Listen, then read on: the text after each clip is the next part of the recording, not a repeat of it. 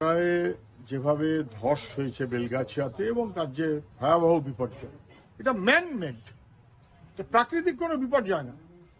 এটা রাজ্যের সরকার বারবার তাকে বলা সত্ত্বেও, অ্যালার্ট করা সত্ত্বেও, সতর্কতা দেওয়া সত্ত্বেও সে কোনো গুরুত্বই দেয়নি। তার কাছে এগুলো গুরুত্বপূর্ণ নয়। মানুষের জীবন জীবিকার কি হবে, তার কাছে গুরুত্বপূর্ণ লুট তোলাবাজি।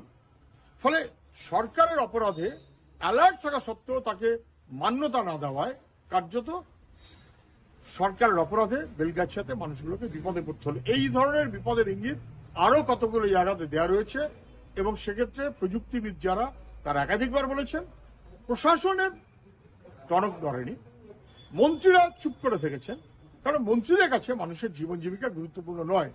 ওখানকার মানুষ বলেছেন তারা প্রয়োজনে নবান্ন অভিযান করবেন। উচিত, অবশ্যই উচিত। যদি কেউ নবান্ন অভিযান করেন, আমি মনে করি তাদের সেই রাইট আছে।